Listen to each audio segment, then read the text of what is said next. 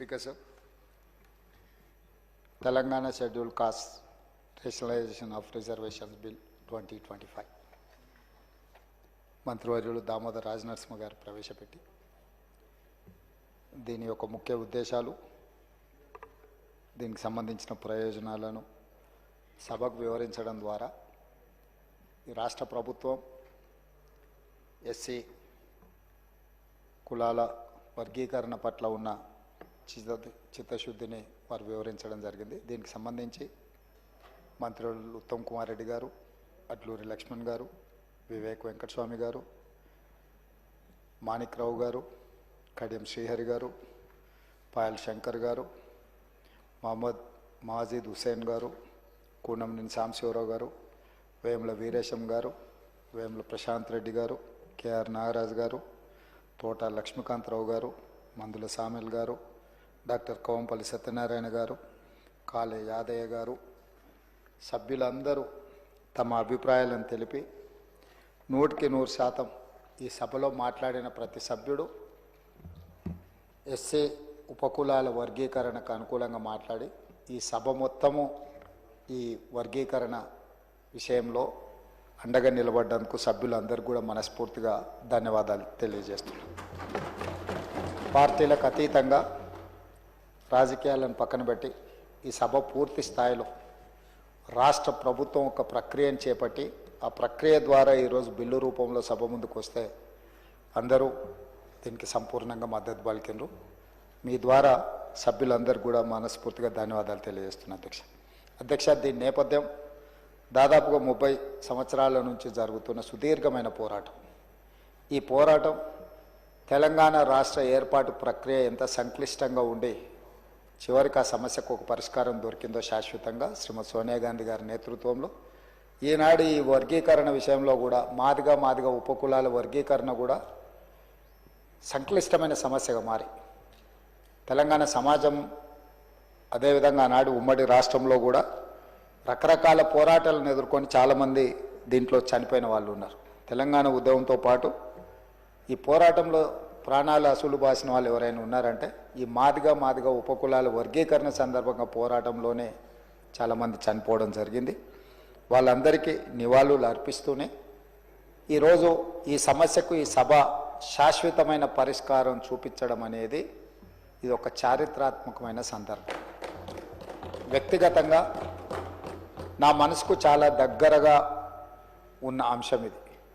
నేను జడ్పీటీసీగా, ఎమ్మెల్సీగా, ఎమ్మెల్యేగా, ఎంపీగా, ఈనాడు తెలంగాణ రాష్ట్ర ముఖ్యమంత్రిగా వివిధ బాధ్యతలు నేను ప్రజా జీవితంలో నెరవేర్చిన ప్రతి సందర్భంలో ఈ వర్గాల అండగా నిలబడి మా ఎదుగుదలలో పూర్తిగా సహకరించి ఈరోజు ఈ సమస్యకు పరిష్కారం చూపించడానికి నాకు ఒక అవకాశం వచ్చింది. అందుకే ఈ సమస్యను శాశ్వతమైన పరిష్కారం ద్వారా ఈ వర్గాలను ఆదుకోవాలన్న ఆలోచననే మా ప్రభుత్వం యొక్క విధానం. అధ్యక్ష, అదేవిధంగా అధ్యక్ష, దీని నేపథ్యం 2004 డాక్టర్ వైఎస్ రాజశేఖర రెడ్డి గారు ఈ వర్గీకరణ చేపట్టాలి, చట్టం చేయాలని చెప్పి ఇదే సభలో ఆనాడు వారు తీర్మానం ప్రవేశపెట్టి సభలో తీర్మానాన్ని ఏకగ్రీవంగా ఆమోదింపజేశారు. అధ్యక్ష, అదేవిధంగా ఆ తీర్మాన నేపథ్యంలోనే కాంగ్రెస్ పార్టీ 2007లో ఉషా మెహ్రా కమిషన్ నియమించి ఈ కమిషన్ 2008 మే నెలలో తమ నివేదికను కేంద్రానికి అందజేసింది. అధ్యక్ష, రాజ్యాంగంలోని ఆర్టికల్ 341లో సవరణలు చేయడం ద్వారా రాష్ట్ర అసెంబ్లీ చేసిన ఏకగ్రీవ తీర్మానాలను పార్లమెంట్లో ఆమోదించవచ్చని ఉషా మెహ్రా కమిషన్ నివేదిక ఇచ్చింది. కానీ వివిధ కారణాల చేత వాయిదా పడుతూనే వచ్చింది, అది అమలు జరగలేదు.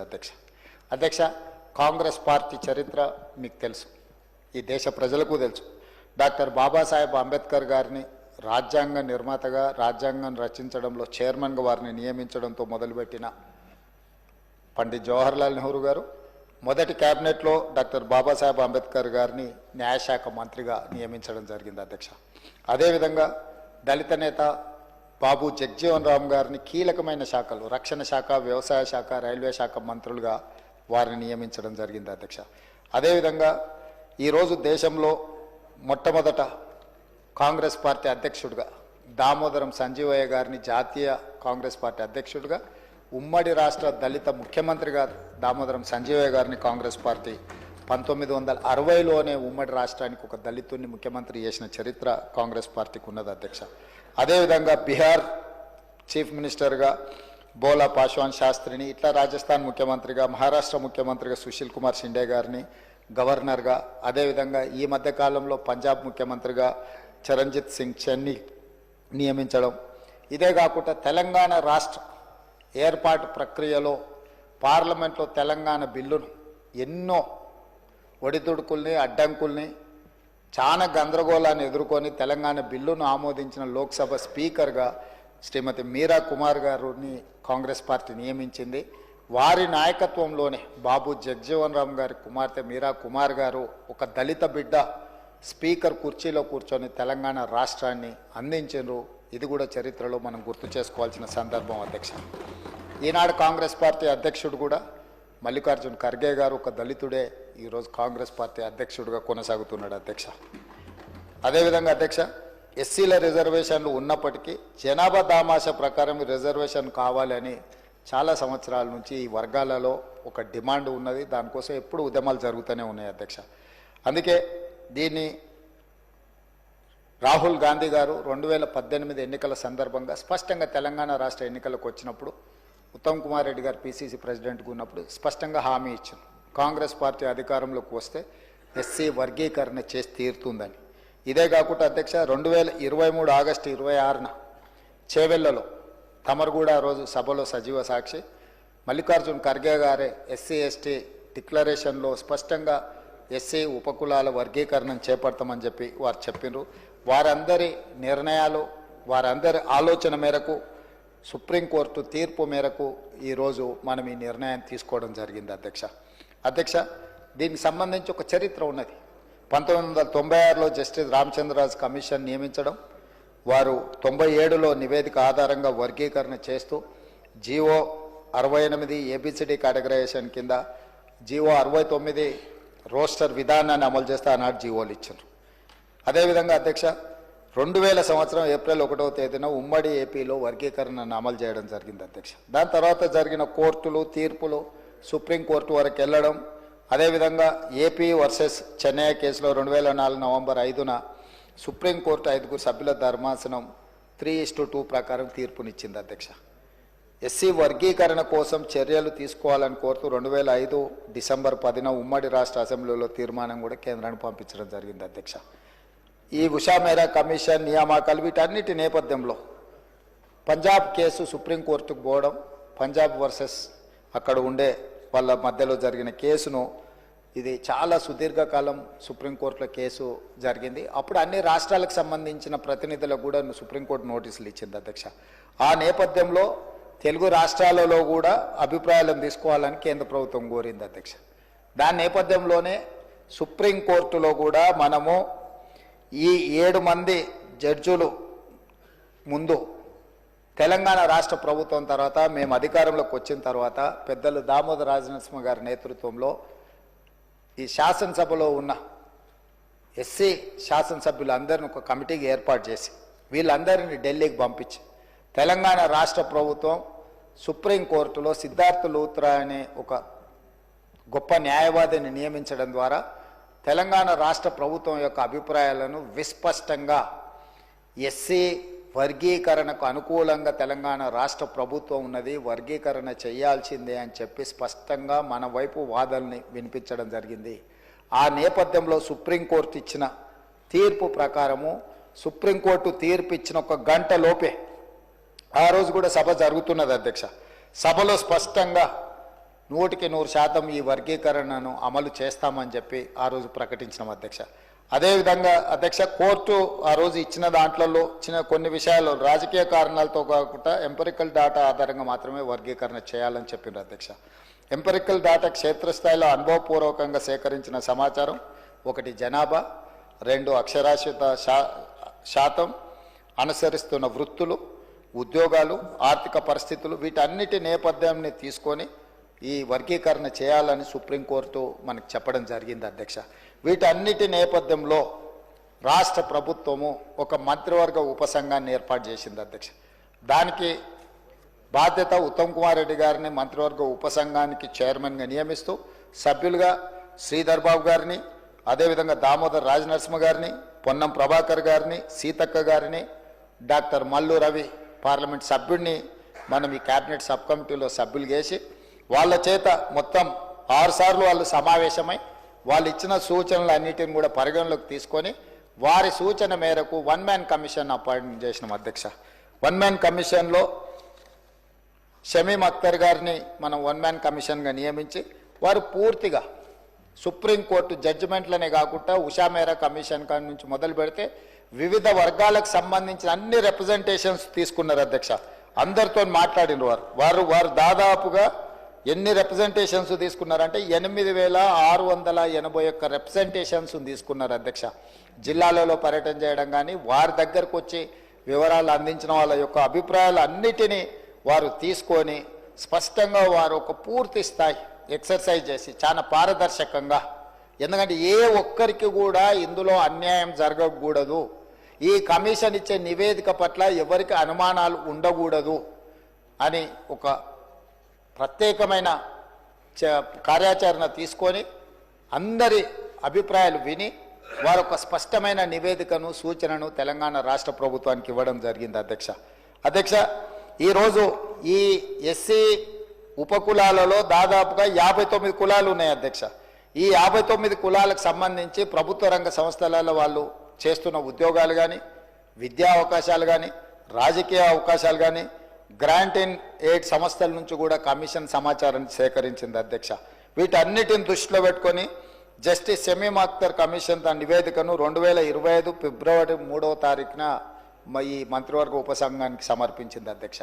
4 తారీఖు రోజు ఎంబడే మంత్రివర్గాన్ని ఏర్పాటు చేసి వారు ఇచ్చిన కమిషన్ యొక్క సూచనలు తూచా తప్పకుండా ఆమోదించడం జరిగింది అధ్యక్ష. ఎక్కడ కూడా మనం కమిషన్ రికమెండేషన్స్ నుంచి డీవియేట్ చేయలేదు అధ్యక్ష.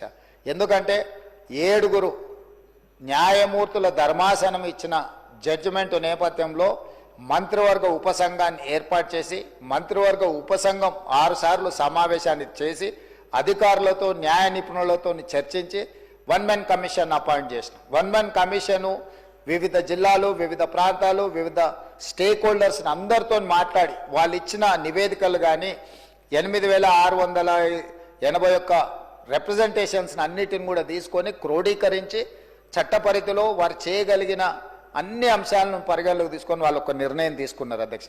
దాని ప్రకారం 59 ఎస్సీ కులాలను 3 గ్రూపులుగా విభజించడం జరిగింది అధ్యక్ష. గ్రూప్ 1 కింద 15 ఉపకులాలను తీసుకొని వాళ్ళకు 1% సామాజికంగా, విద్యాపరంగా, ఆర్థికంగా పూర్తిగా వెనుకబడిన వర్గాలను గ్రూప్ 1 కింద తీసుకున్నాడు అధ్యక్ష. 1% రిజర్వేషన్ వాళ్ళకి ఇవ్వడం జరిగింది అధ్యక్ష. అదేవిధంగా గ్రూప్ 2 మధ్యస్థంగా లబ్ధి పొందిన ఎస్సీ కులాలు, మోడరేట్ బెనిఫిషియర్స్, వాళ్ళను 18 కులాలు ఉన్నాయి అధ్యక్ష. అందులో 9% రిజర్వేషన్లు వాళ్లకు ఇచ్చిండ్రు అధ్యక్ష. అదేవిధంగా గ్రూప్ 3 అధ్యక్ష గణనీయంగా లబ్ధి పొందిన అంటే కొంచెం సిగ్నిఫికెంట్గా బెనిఫిట్ పొందిన వర్గాలు 26 కులాలు ఉన్నాయి అధ్యక్ష. వాళ్ళకు 5% రిజర్వేషన్. ఈరోజు రాజ్యాంగ పరిధిలో ఎస్సీలకున్న 15% రిజర్వేషన్లను గ్రూప్ 1 కింద 1%, గ్రూప్ 2 కింద 9%, గ్రూప్ 3 కింద 5%, 15% రిజర్వేషన్లను ఈ రకంగా పంచడం జరిగింది అధ్యక్ష. ఈరోజు ఎడ్యుకేషన్లో కావచ్చు, ఎంప్లాయ్మెంట్లో కావచ్చు, పొలిటికల్ రిజర్వేషన్స్ కావచ్చు, ఆల్ అదర్ రిజర్వేషన్స్ అన్నిటిని కూడా పరిగణలోకి తీసుకొని ఈరోజు ఈ ప్రభుత్వము ఈ నివేదికను తీసుకొని వచ్చి మీ ముందు పెట్టడం జరిగింది అధ్యక్ష. అందుకే అధ్యక్ష ఈరోజు ఈ చారిత్రాత్మకమైన సందర్భంలో ఒక మంచి నిర్ణయం మనం తీసుకున్నప్పుడు ప్రతిపక్షాలన్నీ కూడా ముందుకు వచ్చినాయి. ఈరోజు కృష్ణమాదిగతో మొదలు పెడితే చాలామంది 30-35 సంవత్సరాలలో ఈ ఉద్యమంలో చాలామంది పాల్గొన్నారు అధ్యక్ష. ఈ ఉద్యమంలో కూడా చనిపోయినారు. ఇంతకుముందు పెద్దలు దామోదర్ రాజనరసింహ గారు చనిపోయిన కుటుంబాల గురించి ఆలోచన చేయాలి అని వారు అన్నారు. ఎస్, తెలంగాణ ఉద్యమంలో చనిపోయిన వాళ్ళను లేదా మాదిగ ఉపకులాల వర్గీకరణకు సంబంధించి ఉద్యమంలో ప్రమాదవశాత్తు చనిపోయిన వాళ్ళని ఆదుకునే అవసరము, బాధ్యత ఈ ప్రభుత్వానికి ఉన్నది. నేను తమరి ద్వారా వారికి నేను మాట ఇస్తున్నా, రేపు ఇందిరమ్మ ఇండ్లు ఇచ్చే దాంట్లో ఈ కుటుంబాలకు ఖచ్చితంగా మొదటి ప్రాధాన్యత కింద ఇందిరమ్మ ఇండ్లు ఇవ్వాలి ఆ కుటుంబాలకు. ఎందుకంటే పిల్లలు చనిపోయింటారు, తల్లిదండ్రుల పరిస్థితి ఏ విధంగా ఉందో తెలియదు, కుటుంబ సభ్యుల పరిస్థితి ఏ విధంగా ఉందో మనకు తెలియదు. కాబట్టి వాళ్ళకు ఖచ్చితంగా ఇందిరమ్మ ఇండ్లలో మొదటి ప్రాధాన్యత కింద మనం వాళ్ళను ఆ కుటుంబాలను ఆదుకోవడానికి ఇల్లు ఇవ్వాలి అధ్యక్ష. అదేవిధంగా రాజు యువ వికాసం కింద నిన్ననే మనం కొన్ని పథకాలు ఇచ్చుకున్నాం. ఆ కుటుంబంలో చదువుకున్న యువకులు కానీ యువతులు కానీ ఆ కుటుంబం అంటే వాళ్ళ సోదరులు సోదరిమణులు ఎవరైనా ఉంటే వాళ్ళకి ఈ అప్ టు 4 lakhs ఏదైతే ఫైనాన్షియల్ అసిస్టెన్స్ మనం ఇస్తున్నామో వాళ్ళకి ప్రాధాన్యత కింద ఆ కుటుంబాలకు, ఆ చనిపోయిన కుటుంబాలకు ఈ రాజీవ్ యువ వికాసం స్కీమ్లో కూడా వాళ్లకు అవకాశాలు కల్పించాలని చెప్పి తమరి ద్వారా వారికి మాట ఇస్తున్న అధ్యక్ష. ఇది ప్రభుత్వం యొక్క బాధ్యత. ఎందుకంటే ఒక ఉద్యమం జరిగినప్పుడు, ఒక పోరాటం జరిగినప్పుడు ఎవరైతే ప్రాణాలు కోల్పోయినరో ఆ కుటుంబాలను ఆదుకోవాల్సిన బాధ్యత మన అందరి మీద ఉన్నది అధ్యక్ష. అందుకే అధ్యక్ష ఈరోజు ఏ నిర్ణయం తీసుకున్నా 51% ఆమోదిస్తే సరిపోతుంది ప్రజాస్వామ్యంలో. కానీ ఈ నిర్ణయంలో 100% అందరూ ముందుకొచ్చి నిలబడి ఈ వర్గీకరణకు సంపూర్ణంగా మద్దతు పలికినరు. ఇకనైనా ఈ సమస్యకు శాశ్వతమైన పరిష్కారం దొరుకుతుంది. ఈ చర్చలో పాల్గొన్న వాళ్ళందరూ బీఆర్ఎస్ కావచ్చు, బీజేపీ కావచ్చు, ఎంఐఎం కావచ్చు, సిపిఐ కావచ్చు, బయట ఉన్న చాలా సంఘాలు కూడా ఈరోజు ప్రభుత్వం తీసుకుంటున్న ఈ చర్యల్ని సమర్థిస్తున్నారు. కాబట్టి అదేవిధంగా మా మిత్రులు వివేక్ వెంకటస్వామి గారు రిజర్వేషన్ పర్సంటేజ్ 15 నుంచి 18% పెంచాలి పాపులేషన్ అని అన్నారు. ఎస్, వాళ్లకు దామాషా ప్రకారము జనాభా ప్రాతిపదికన రిజర్వేషన్లు పెంచాల్సిన బాధ్యత ప్రభుత్వాల మీద ఉన్నది. 2026 జనాభా లెక్కలు పూర్తి కాగానే ఆ పర్సంటేజ్ ప్రకారం రిజర్వేషన్లు పెంచడమే కాకుండా దామాషా ప్రకారం ఆ రిజర్వేషన్లని ఈ గ్రూప్ 1, గ్రూప్ 2, గ్రూప్ 3కి పంచే బాధ్యతను మన ప్రభుత్వం తీసుకుంటుందని చెప్పి సభ ద్వారా వారికి స్పష్టంగా నేను చెప్పదలుచుకున్నాను అధ్యక్ష. ఎందుకంటే ఒక రిజర్వేషన్ పెంచాలంటే ఇప్పుడు మన దగ్గర ఉన్న డేటా, మన దగ్గర ఉన్న సమాచారం 2011 యొక్క జనాభా లెక్కలు మాత్రమే మన దగ్గర ఉన్నాయి అధికారికంగా. ఆ తర్వాత జనాభా లెక్కలు జరగలేదు కాబట్టి రిజర్వేషన్లు పెంచడానికి ఒక సహేతుకమైన విధానం ఉండాలి. ఇప్పుడు కేంద్ర ప్రభుత్వం తిరిగి జనాభా లెక్కలు మళ్ళీ మొదలు పెడుతుంది. 2020లో నాకు తెలిసి ఆ జనాభా లెక్కలు మొత్తం తేల్తాయి. ఆ జనాభా లెక్కల ప్రకారము ఎస్సీ రిజర్వేషన్లను కూడా పెంచుతుంది ఈ ప్రభుత్వము. ఈ ప్రభుత్వానికి స్పష్టమైన విధానం ఉన్నది. చట్టపరంగా ఎలాంటి చిక్కులు లేకుండా ఎస్సీలకు కానీ ఎస్టీలకు కానీ వాళ్ళకి పెంచాల్సిన రిజర్వేషన్లను ఏ విధంగా పెంచి రిజర్వేషన్లు పెంచడం, సహేతుకబద్ధంగా వాళ్ళకు పంచడం అనేది ఈ ప్రభుత్వం తీసుకుంటుంది. కాబట్టి ఈరోజు నేను ఈ జాతులకు నేను మాట ఇస్తున్నా, ఈ ప్రభుత్వం ఇందిరమ్మ రాజ్యంలో మీకు అన్యాయం జరగదు. గతంలో ఏదైనా అన్యాయం జరిగినా కూడా దాన్ని సరిదిద్ది భవిష్యత్తులో మీకు మేలు జరిగే విధంగా ఈ ప్రభుత్వం కార్యాచరణను తీసుకుంటుంది. అమలు చేసే విధానంలో కూడా పారదర్శకత పాటిస్తాము. ప్రతిపక్షాలను అన్నిటిని కూడా కలుపుకొని ఇట్లాంటి విషయాలలో బేసజాలకు పోకుండా అందరినీ సంప్రదించి అందరి అభిప్రాయం తీసుకొని ముందుకెళ్లే విధానాన్ని మా ప్రభుత్వము అవలంబిస్తుంది. ఈరోజు సహకరించిన ప్రతిపక్షాలకు అందరికీ, సభలో చర్చలో పాల్గొన్న సభ్యులందరిని కూడా మరొకసారి మనస్ఫూర్తిగా అభినందిస్తూ ఈ బిల్లును ఏకగ్రీవంగా ఆమోదించినందుకు తమరికి సభ్యులందరికీ కూడా మనస్ఫూర్తిగా కృతజ్ఞతలు తెలియజేస్తూ సెలవు తీసుకుంటున్నాను అధ్యక్ష. మంత్రి గారు.